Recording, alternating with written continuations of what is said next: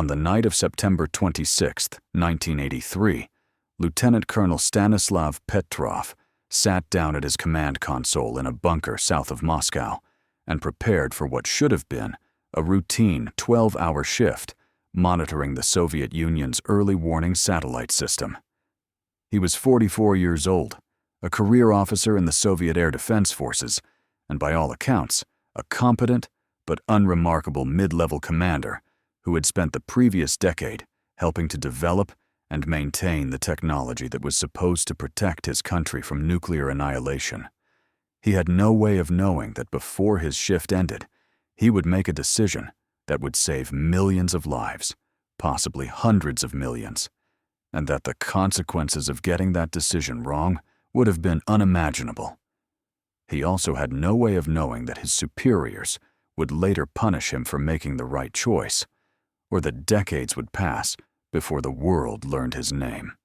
This is the story of the night the world almost ended, not because of malice or aggression or deliberate escalation, but because of a malfunction in a computer system, a series of unfortunate coincidences, and the immense pressure placed on one man who had seconds, not minutes, not hours, but seconds to decide whether what he was seeing on his screen was real or a mistake.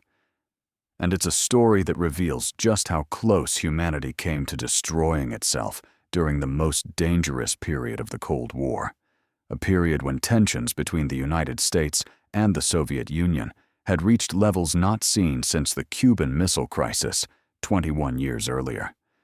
To understand what happened that night, you need to understand where the world was in September of 1983. The Cold War, which had defined global politics for nearly 4 decades, was entering what historians would later describe as its most volatile phase since the early 1960s. The relative détente of the 1970s, the period of arms control agreements and diplomatic engagement between the superpowers, had collapsed. Ronald Reagan had been president of the United States for just over 2.5 years, and his administration had taken a far more confrontational approach toward the Soviet Union than his predecessors. Reagan spoke openly about the Soviet Union as an evil empire, accelerated American military spending, and pursued weapons programs that Soviet leadership viewed as existentially threatening. From Moscow's perspective, the Americans were preparing for war, and Soviet leadership had reasons beyond rhetoric to be concerned. In March of 1983, Reagan had announced the Strategic Defense Initiative, a proposed missile defense system that would theoretically be capable of intercepting Soviet nuclear missiles in flight. The program was derided in the American press as Star Wars, dismissed by many scientists as technically unfeasible, but Soviet military planners took it seriously. If the Americans developed a functional missile defense system, it would undermine the doctrine of mutually assured destruction that had kept the Cold War cold for so long. It would give the United States the ability to launch a first strike against the Soviet Union without fear of retaliation. And that possibility, however remote, was terrifying to Soviet leadership. Meanwhile, NATO was in the process of deploying new intermediate-range nuclear missiles in Western Europe, Pershing the SCU missiles that could reach Soviet territory in a matter of minutes, far faster than the intercontinental ballistic missiles based in the United States. From a Soviet perspective, this deployment shortened the decision-making window in any potential conflict to an almost impossible degree. If American missiles were launched from West Germany, Soviet leadership would have perhaps 5 to 10 minutes to detect the attack, assess whether it was real, decide on a response, and execute that response before the missiles arrived. 5 to 10 minutes to determine the fate of the world. The Soviet Union, for its part, was not a passive victim in this escalation. They had their own intermediate-range missiles pointed at Western Europe. They had invaded Afghanistan in 1979, a conflict that was still grinding on with no end in sight. And they had recently shot down a Korean Airlines passenger jet, Flight 007, which had strayed into Soviet airspace on September 1, 1983, just 3 weeks before the night in question. All 269 people aboard were killed, including a sitting U.S. congressman, and the incident triggered an international outcry that further poisoned relations between Moscow and Washington. The Reagan administration accused the Soviets of deliberate murder. Soviet leadership insisted they had been defending their airspace against what they believed was a reconnaissance aircraft. The truth, which emerged later, was that it had been a tragic mistake, a series of miscommunications and navigational errors compounded by Cold War paranoia. But in the immediate aftermath, both sides were furious. Both sides felt justified in their positions, and both sides became even more convinced that the other was preparing for war. This was the atmosphere on September 26, 1983. A world balanced on a knife edge, where every military exercise, every diplomatic statement, every deployment of troops or weapons was scrutinized for signs of impending conflict. And it was into this atmosphere that Stanislav Petrov walked when he reported for duty at the command center known as Serpukhov 15. Serpukhov 15 was not its real name. That designation, like so much else about Soviet military installations, was classified. The facility itself was located approximately 100 kilometers south of Moscow, buried in a reinforced bunker designed to withstand a nuclear blast. It housed the command center for OKO, the Soviet Union's satellite-based early warning system, which had been operational since the late 1970s. The system consisted of a network of satellites in geostationary orbit above the Earth, equipped with infrared sensors designed to detect the heat signature of ballistic missile launches. If the United States or NATO launched a nuclear strike against the Soviet Union, OKO was supposed to see it within seconds and alert Soviet command so that a retaliatory strike could be ordered before the incoming missiles arrived. The facility operated around the clock, with rotating shifts of officers monitoring the satellite feeds, analyzing data, and maintaining communication links with Soviet military command in Moscow. On any given night, there were approximately 30 personnel on duty, technicians and analysts and communications officers, all working under the supervision of a duty officer who held ultimate responsibility for reporting any alerts to higher command. On the night of September 26th, that duty officer was Stanislav Petrov. Petrov was not supposed to be there. Normally, he worked in a different capacity, helping to oversee the technical operation of the OKO system, rather than serving as the duty officer in the command center. But the officer who was scheduled for that shift had called in sick, or perhaps had been reassigned. The details vary depending on which account you read, and Petrov had been asked to fill in. He agreed, probably without giving it much thought, because that's what officers did when they were needed. You stepped up. You covered the shift. You did your job. His shift began at 6:00 p.m. The evening was quiet. The command center hummed with the low ambient noise of computers and ventilation systems, the occasional click of keyboards, the murmur of voices as technicians communicated with each other or with satellite ground stations. The screens in front of Petrov displayed telemetry data from the OKO satellites, columns of numbers and indicators that meant nothing to an outside observer, but that Petrov and his colleagues had been trained to interpret. Everything was normal. Everything was functioning as it should. The system was scanning the skies above the United States, watching for any sign of a launch, and detecting nothing. At approximately 12:15 a.m., just after midnight on September 27th, the system's alarms went off. The sound was immediate, loud, and unmistakable. Klaxons blared throughout the command center. Red warning lights began flashing on the consoles, and a message appeared on Petrov's screen in large letters indicating that the system had detected a missile launch. Not a possible launch, not a potential threat. A confirmed launch. One intercontinental ballistic missile had been fired from a base in the United States and was heading towards Soviet territory. Petrov's first reaction, according to his own later accounts, was disbelief. This couldn't be real. The United States wouldn't launch a single missile. If they were going to attack, they would launch everything, hundreds of missiles simultaneously, an overwhelming first strike designed to destroy Soviet command and control before retaliation could be organized. Launching one missile made no strategic sense. It was the kind of thing that happened in a malfunction, not in an actual attack. But the system insisted otherwise. The satellite data was unambiguous. The computers had detected an infrared signature consistent with a ballistic missile launch. The telemetry indicated that the missile was climbing through the atmosphere, following a trajectory that would bring it into Soviet airspace within approximately 20 minutes. And the system, which had been designed by some of the best engineers in the Soviet Union and tested extensively, was telling Petrov that this was real. Petrov had minutes, perhaps less, to decide what to do. Soviet protocol was clear.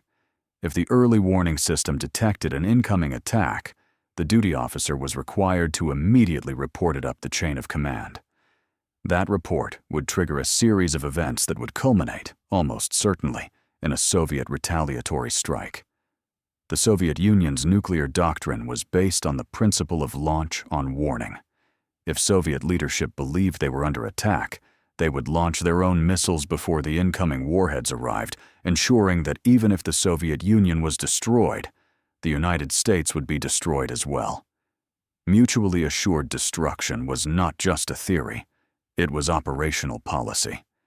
If Petrov reported what he was seeing, he would set that process in motion. His report would go to Soviet military command in Moscow. Duty officers there would relay it to the General Staff. The General Staff would wake up the Soviet leadership, possibly including General Secretary Yuri Andropov, who was ill and paranoid and deeply suspicious of American intentions. And those leaders would have perhaps 10 minutes to decide whether to launch a retaliatory strike based on information from a satellite system that Petrov himself knew was relatively new and had experienced glitches in the past. But if Petrov didn't report it, if he was wrong, if this was a real attack and he failed to alert his superiors, then the Soviet Union would be destroyed without being able to respond. He would have failed in his duty. He would be responsible for the annihilation of his country. He stared at the screen. The alarm continued to blare. Around him, technicians were shouting, trying to confirm the data, checking communications links, running diagnostics.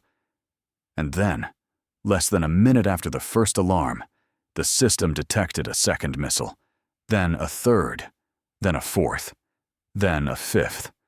5 intercontinental ballistic missiles, all launched from bases in the United States, all heading toward the Soviet Union. Petrov's mind was racing. 5 missiles still didn't make sense as an attack. The United States had thousands of nuclear warheads. If this was a first strike, why only 5? But the system kept insisting that the launches were real. The satellite data was consistent. The infrared signatures were clear. And standing orders required him to report this immediately.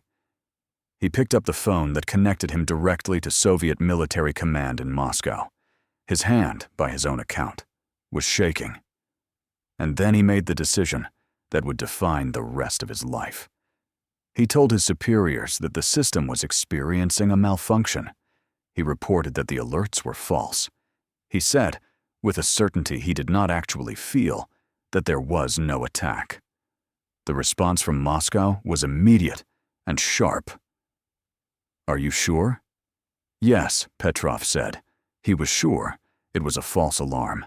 The system was malfunctioning. There were no missiles. He hung up the phone and waited. If he was right, nothing would happen. The alerts would eventually stop, the system would reset, and the night would continue without incident. If he was wrong, Soviet territory would be hit by nuclear warheads in approximately 15 minutes, and the last thing Stanislav Petrov would ever know was that he had made a catastrophic mistake. The minutes passed with agonizing slowness. The alarms continued. The system continued to insist that the missiles were real, that they were climbing through the atmosphere, That impact was imminent. Petrov sat at his console, sweating, smoking cigarette after cigarette, trying to appear calm, while his mind screamed at him that he might be wrong, that he might have just condemned his entire country to destruction. And then, slowly, the alerts began to fade. The satellites lost track of the missiles. The infrared signatures disappeared. The trajectories that had been so clear moments before dissolved into noise. 20 minutes passed, then 30, then an hour. No missiles arrived. No nuclear detonations lit up the sky. The Soviet Union remained intact. Petrov had been right. What had actually happened, what had caused the system to generate those false alarms, would not be fully understood until days later, after engineers and technicians had reviewed every second of data from the satellites. The explanation, when it finally emerged, was both mundane and terrifying in its implications. The OCO satellites had detected something in the infrared spectrum, something that looked like the heat signature of a missile launch. But it wasn't missiles. It was sunlight reflecting off high-altitude clouds above the United States. Under certain very specific atmospheric conditions, when the angle of the sun was just right, and the clouds had just the right composition and altitude, the reflection created an infrared signature that the satellite sensors interpreted as a ballistic missile launch. It was a false positive, a glitch in a system that was supposed to be infallible, a coincidence of physics and geometry that nearly triggered a nuclear war. The system had experienced similar false alarms before, though none quite as dramatic as this one. The technology was new, the satellites were still being refined, and the software that analyzed the data was not sophisticated enough to distinguish between an actual missile launch and an unusual atmospheric phenomenon. The engineers knew this. They had been working on improvements. But on the night of September 26, 1983, those improvements were not yet in place, and so the system had done exactly what it was designed to do. It had detected something that looked like a threat, and it had sounded the alarm. But Stanislav Petrov had not done what he was designed to do. He had not followed protocol. He had not immediately reported the alert to his superiors and initiated the process that would lead to a retaliatory strike. He had hesitated. He had questioned. He had made a judgment call based on his own assessment of the situation, an assessment that contradicted the data his computer was showing him. And in doing so, he had quite possibly prevented World War III. The aftermath of that night was not what you might expect. Petrov was not celebrated. He was not given a medal. He was not promoted. Instead, he was reprimanded. Not officially, not in a way that would appear in his personnel file, but informally, quietly, in ways that made it clear his superiors were not pleased with how he had handled the situation. The problem, from their perspective, was not that he had been wrong. He had been right. The problem was that he had deviated from protocol. He had made a decision that should not have been his to make. He had inserted his own judgment into a process that was supposed to be automatic, and that set a dangerous precedent. Soviet military command operated on a principle of absolute obedience to orders and procedures. Officers were expected to follow protocols exactly, without hesitation, without question.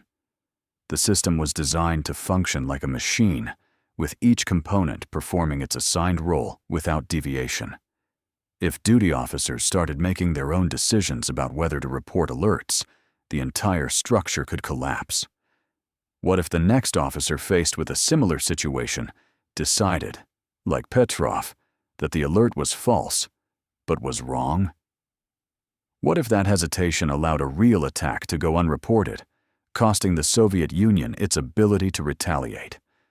These were the arguments made by Petrov's superiors, and from a certain perspective, they were not entirely unreasonable. Military organizations depend on discipline and adherence to procedures. But what those arguments failed to acknowledge was that the procedures themselves were flawed, that the system was fallible, and that human judgment, for all its imperfections, was sometimes the only thing standing between a malfunction and a catastrophe.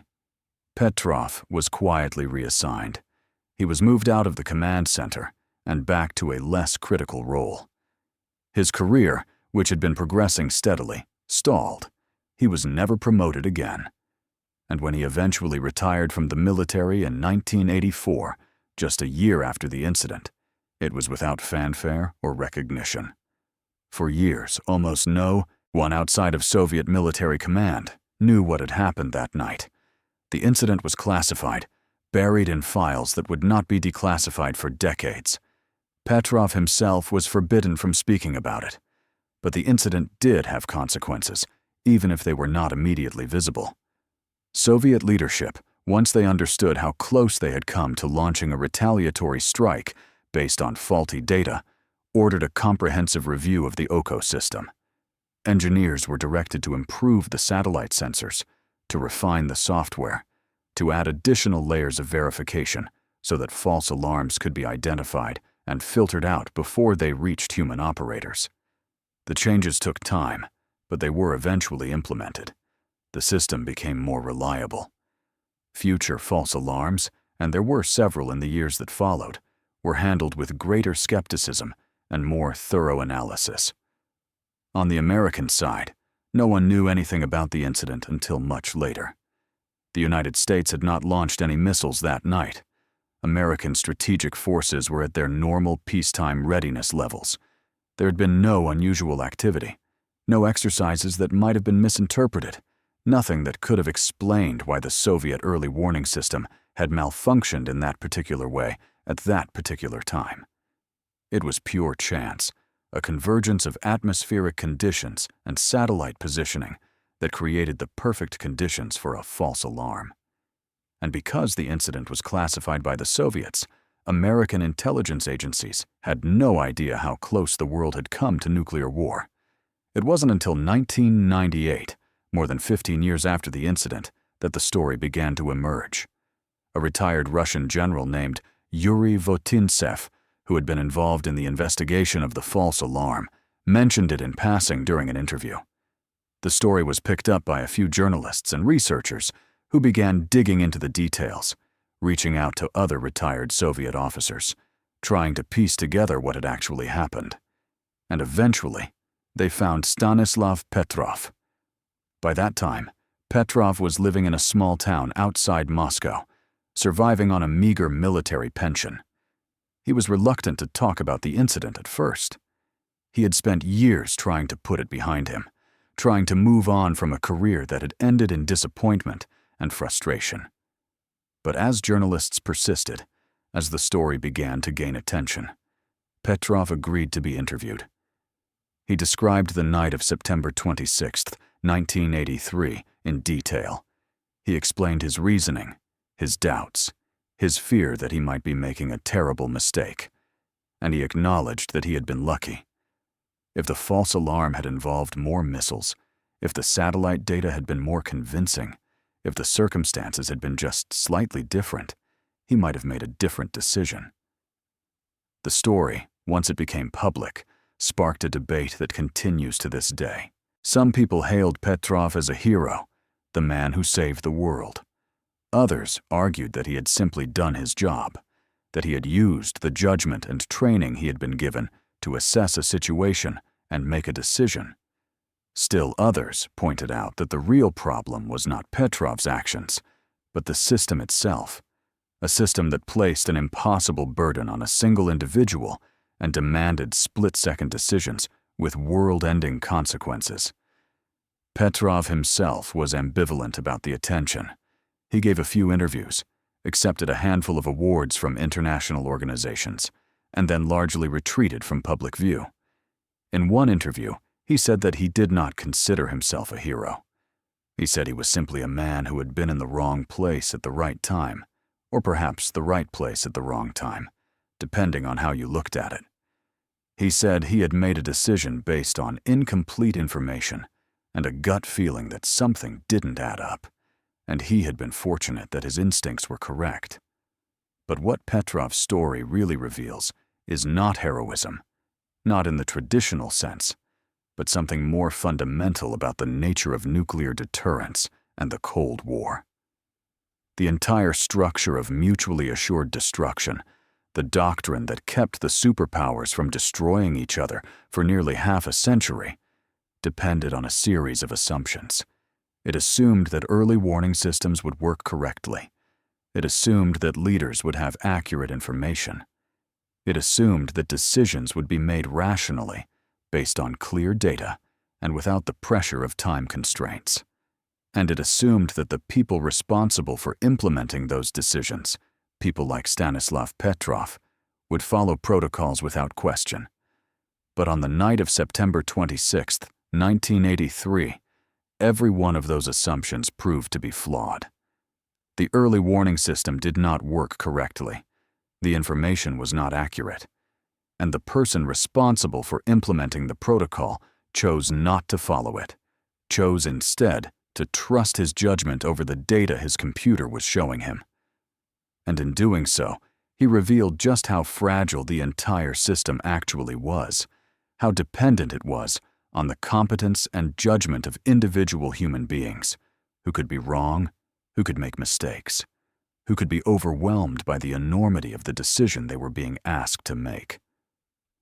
There were other incidents during the Cold War that came frighteningly close to triggering a nuclear exchange. In 1962, during the Cuban Missile Crisis, a Soviet submarine captain came within moments of launching a nuclear torpedo at American warships before being talked down by his fellow officers. In 1979, a training tape was accidentally loaded into American early warning computers, causing them to report a massive Soviet missile attack that nearly triggered a full-scale response. In 1995, a Norwegian scientific rocket was briefly mistaken by Russian radar operators as a potential nuclear missile, leading Russian President Boris Yeltsin to activate the nuclear briefcase for the first time in history before the mistake was recognized. Each of these incidents, like the one involving Stanislav Petrov, depended on human beings making the right decision under extraordinary pressure, often with incomplete or ambiguous information, often in a matter of seconds or minutes. And each time, the world was lucky. The people involved made the right call. They hesitated. They questioned. They demanded more information. They trusted their instincts when their instincts told them something was wrong. But it could have gone differently. In a parallel universe, in a timeline where Stanislav Petrov made a different choice on the night of September 26, 1983, this story would not exist. Neither would most of human civilization. The Cold War ended in 1991 with the collapse of the Soviet Union. The nuclear arsenals that both superpowers had built, the thousands of warheads capable of destroying the world many times over, were gradually reduced through arms control agreements. The state of constant alert, the hair-trigger posture that defined the Cold War era, was relaxed, though never entirely eliminated. The OCO satellite system that generated the false alarm in 1983 was eventually replaced by more advanced technology. And the bunker at Serpukhov 15, where Stanislav Petrov spent the longest night of his life, was decommissioned and abandoned. Petrov himself lived quietly until his death in 2017 at the age of 77. His passing was not widely reported at the time.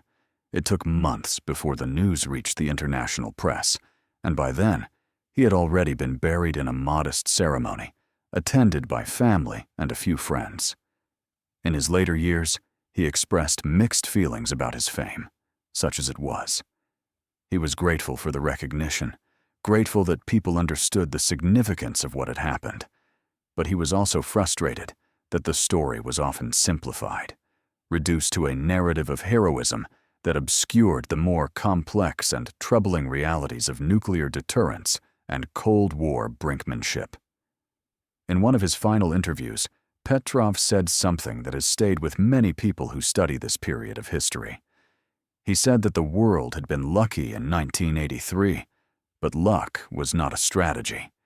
He said that as long as nuclear weapons existed, As long as countries maintained arsenals capable of destroying each other, there would always be the possibility of another malfunction, another false alarm, another moment when everything depended on the judgment of one person who might or might not make the right decision.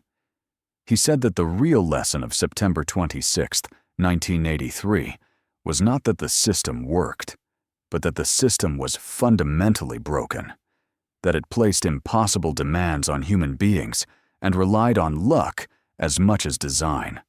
The Bulletin of Atomic Scientists, the organization that maintains the doomsday clock as a symbol of how close humanity is to catastrophic destruction, has cited incidents like the one involving Stanislav Petrov as evidence that the risk of nuclear war remains real and present, even in the absence of the Cold War tensions that defined the 20th century.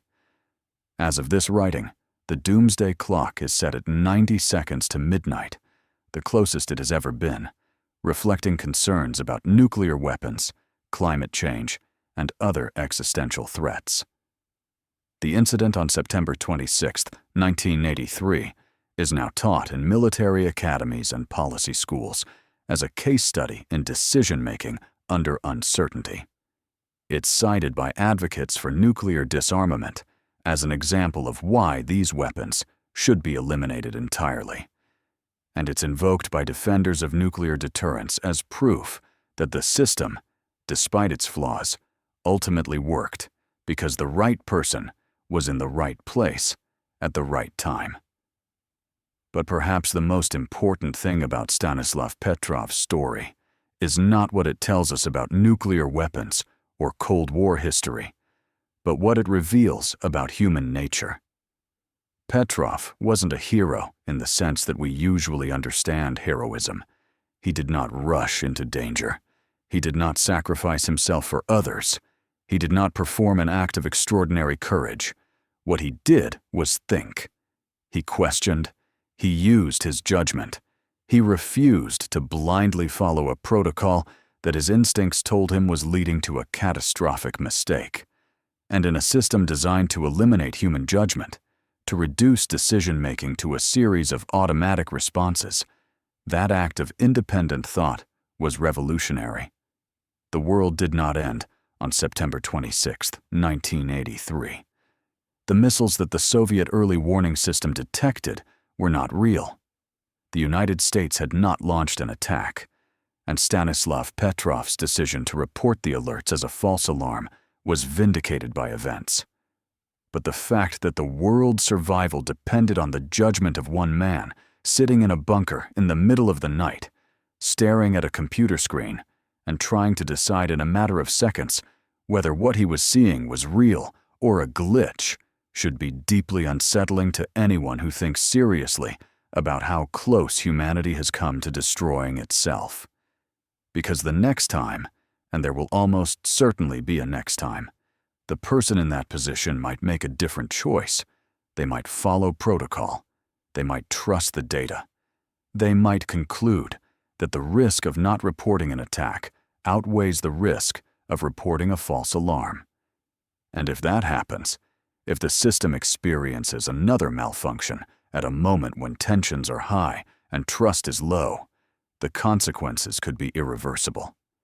Stanislav Petrov saved the world not through heroism, but through skepticism, through a willingness to question what he was being told, to trust his own judgment over the judgment of machines, to accept the enormous responsibility of making a decision that could have been wrong, but that he believed was right. And in doing so, he gave humanity another chance, another few decades to figure out how to live with weapons that should never have been built, to navigate conflicts that should never escalate to the point where one person's decision determines whether civilization survives or ends.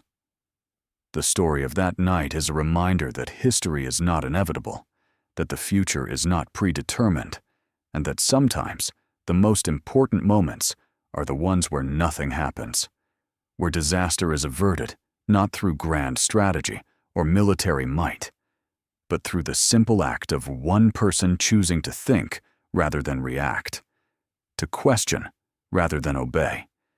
To trust their instincts when every system around them is screaming that they're wrong. Stanislav Petrov died in obscurity, remembered by few, celebrated by fewer. But his decision on September 26, 1983, matters more than almost any other decision made during the Cold War, because it allowed the Cold War to end, allowed the world to continue, allowed all of us to exist. And that quiet act of judgment, performed in a bunker south of Moscow while the rest of the world slept, is worth remembering, worth studying, and worth honoring, not because it was heroic, but because it was human.